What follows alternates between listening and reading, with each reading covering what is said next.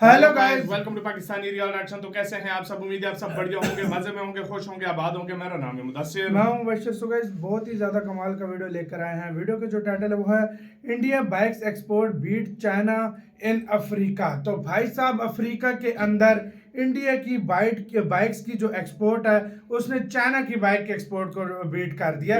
सोचो, इंडिया की 3-4 companies China की हजारों कंपनीज पर भारी पड़ गई हैं और भाई साहब पूरे अफ्रीका में अपना दबदबा कायम कर लिया। क्या सीन है इसके ऊपर पाकिस्तानी मीडिया भी चीखें मार रहा है, क्या बोल रहा है, सारा कुछ जानेंगे। काउंट करते हैं, स्टार्ट।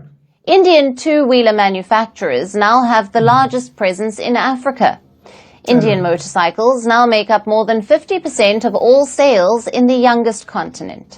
हाँ, इंडिया का रोल भी माइनस नहीं किया जा सकता। मैंने बहुत पुराना पढ़ रहा हूँ कि जो इंडियंस हैं वो बिलियंस ऑफ डॉलर्स की इन्वेस्टमेंट्स कर रहे हैं। मैं उस पर बाद पे आता हूँ, लेकिन ये एक बड़ा इंटरेस्टिंग है कि इंडिया आज से नहीं, अफ्रीका में इंडिया बहुत पहले से अफ्रीका में है। बायलैटरल ताल्लुकात जो है वो अफ्रीका के साथ देख रहे हैं। आज भी हम जब देखते हैं, कंपैरिजन करते हैं, तो बहुत ज्यादा डिफरेंस नजर आता है इंडिया की बाइक्स में और पाकिस्तान की बाइक्स में। वो अगर डेवलप करके हैं, उनकी क्या वजह है? वो मैन्युफैक्चरिंग खुद ही करते हैं। एक्सपोर्ट्स हमने बढ़ाई नहीं, आईटी के एक्सपोर्ट्स की तरफ हमारा एज सच कोई ध्यान नहीं है। हम 1-1, 2-2, 3-3 बिलियन के लिए पैसे मांग रहे हैं और इंडिया $1000 बिलियन की एक्सपोर्ट की तरफ जा रहा है। अपने दुश्मनों को कैसे ढेर किया जाता है, कोई मोदी जी से सीखे। भाई, दुनिया को लीड करना शुरू कर दिया।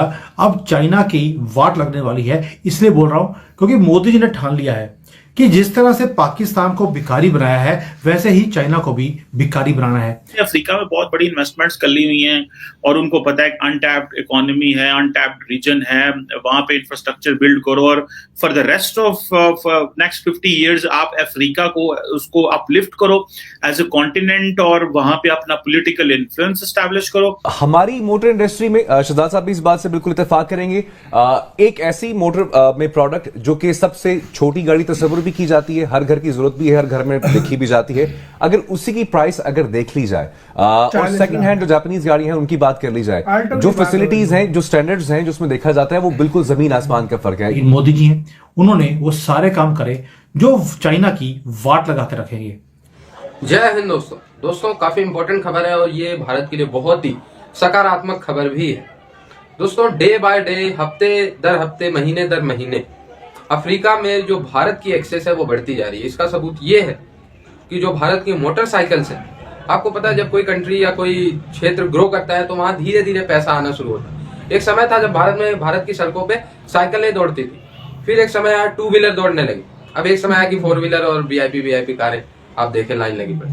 अब जो अफ्रीका की बात करें तो वो साइकिल फेज से निकल के शिफ्ट हो रहे हैं 2 व्हीलर वाले फेज में। और जो अफ्रीका की सड़कों पे इस समय 2 व्हीलर दौड़ रहे हैं, उसमें जो भारत की बनी हुई 2 व्हीलर है, मेड इन इंडिया 2 व्हीलर है, वो बहुत तेजी से बढ़ रही है। अभी तक इस मार्केट पे चाइना का इन्फ्लुएंस था, लेकिन अब जैसा मैंने बताया, डे बाय डे भारत की जो बाइक्स हैं वो पॉपुलर हो रही है अफ्रीका। रिसेंट आंकड़ों के हिसाब से पिछले 6 महीने में अफ्रीका में जो मेड इन इंडिया बाइक्स है उसमें 34% से भी ज्यादा मांग आई है, उछाल हुई है आपके। तो ये 6 महीने में ये आंकड़े बहुत ज्यादा बढ़ा है। आप सोचिए कि एक साल में फिर ये 34 का अगर हम 1.5% भी मान ले तो 50% हो जाए, डिमांड बढ़ जाए भारत की चीजों पर। क्योंकि जो अफ्रीकन लोग हैं वो समझ रहे हैं कि यार चाइनीज जो 2 व्हीलर है उसके कंपैरिजन में जो मेड इन इंडिया वाली 2 व्हीलर्स होती हैं वो ज्यादा लॉन्ग लाइफ चलती है और इसलिए वो भारत के 2 व्हीलर को वरीयता दे रहे हैं। बात यह है कि मैं एक मिसाल आपको ये देता हूँ कि इंडिया में भी ये गाड़ियाँ बनती हैं, टोयोटा भी बनती है, होंडा भी बनती है। आप देखिए वहां पर उन्होंने टेक्नोलॉजी को ट्रांसफर किया। मैं सिर्फ आपको प्राइसेस शेयर करता हूं आपके साथ ताकि ये आपको स्क्रीन पर भी नजर आती है। ये इस वक्त होंडा गाड़ी है उनकी, उसका नाम है होंडा ब्रायो, अपना नाम है, 4,80,000 रुपए की है, ठीक है। होंडा एमेज 5,70,000 की, होंडा जैज 5,98,000 की, होंडा मोबिलो 7,54,000 की, होंडा सिटी सिर्फ 9 लाख रुपए की। ये वो गाड़ियां हैं जो इस वक्त आपको अवेलेबल हैं। अगर आप वेबसाइट पर चले जाएं और खरीदना चाहें तो इस वक्त ये अवेलेबल है। अब इनकी प्राइसेस हमारी सुजुकी से भी कम है और क्वालिटी भी इतनी स्टैंडर्ड नहीं है जो हमें मिल रही है। नहीं, वो क्वालिटी इसलिए कि उन्होंने टेक्नोलॉजी को ट्रांसफर किया ना, यहाँ पर तो असेंबली हम बना रहे हैं। ये मैं शफकत साहब इसमें मैं थोड़ा सा इंटरप्ट करना चाहूंगा। जी। हमें सुजुकी मेहरान पिछले 20 साल से दी जा रही है और पेपरों में वो हर साल मॉडल बदल देते हैं, लेकिन चीज वही दी जा रही है। कभी उसकी स्टेयरिंग चेंज कर देते हैं, कभी उसकी लाइट चेंज कर देते हैं। आपकी इत्तला के लिए मैं अर्ज करूं कि जो इंडिया की आपने बात की, वहां 800 सीसी की जो अल्टो है ना, वो 2,50,000 रुपए की है, और 1000 सीसी की जो अल्टो है वो 3,20,000 रुपए की है। और अगर इसका अगर हम पाकिस्तान की गाड़ियों के हिसाब से जो लोकल हमारी असेंबल्ड गाड़ियां हैं, एक तो वो आप ये समझ लें कि वो हमें जो इंडिया में मिल रही है वो 2017 मॉडल मिल रहा है, और ये वो गाड़ी है जो जापान ने 1987, 86, 87 में डिसकंटिन्यू कर दी है। आज तक हमें वो जो है वो मॉडल चेंज कर करके जो है वो गाड़ी दी जा रही है। लोगों से जो पैसा लिया जा रहा है वो 2017 मॉडल का लिया जा रहा है, लेकिन जो लोगों को गाड़ी दी जा रही है वो 1986, 87 में जो डिसकंटिन्यू हो चुकी है वो गाड़ी दी जा रही है।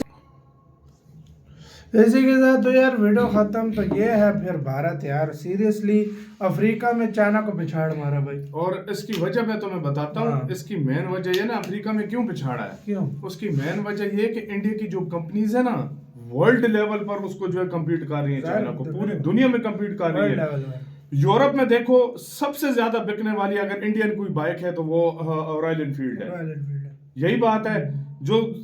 जो मतलब इतने अमीर कंट्रीज नहीं है, थोड़े अफ्रीका हो गया या और बांग्लादेश हो गया, या वहाँ पर बजाज टीवीएस और हीरो चल रहा है सारा।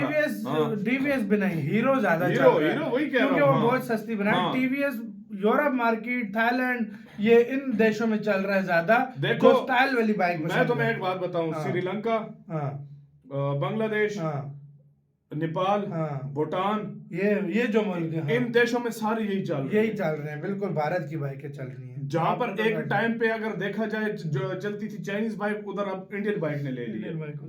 और अफ्रीका में चले जाओ सारी यही चल रही हैं। टीवीएस के रक्शे चल रहे हैं, बजाज का सब कुछ चल रहा है। बजाज की बॉक्सर जो इंडिया में तो डिस्कंटिन्यू हो गई है अब, लेकिन बॉक्सर उधर सबसे मुझे एक वजह बताओ, चाइना क्यों अपनी मार्केट नहीं बना सका इंडिया में? उसकी इंडिया जो चीज अपने लिए बना रहा है ना, और ऐसी क्वालिटी इतनी देखो एथेनॉल में भी मैं आपको बताता हूँ भाई, सीएनजी आ रही है, पेट्रोल वेरिएंट बहुत है बाइक्स। दूसरी बात मैं बोलने लगा हूँ, चाइना सस्ती बाइक देता है, लेकिन उसकी वो सस्ती ऐसी बाइक होती है कि कुछ साल चलती है, मतलब 3-4 साल चली, फिर आपको चेंज करनी पड़ती है क्योंकि बस उससे आगे नहीं।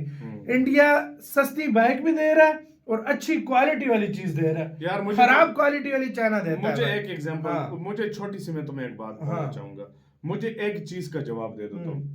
जिस तरीके से इंडिया ने सारी मार्केट कैप्चर की है, चाइना पाकिस्तान में क्यों चल रहा है? हमारे पास अपनी असेंबली लाइन ही नहीं है, हमने आज तक अपनी बाइक ही सही नहीं बनाई।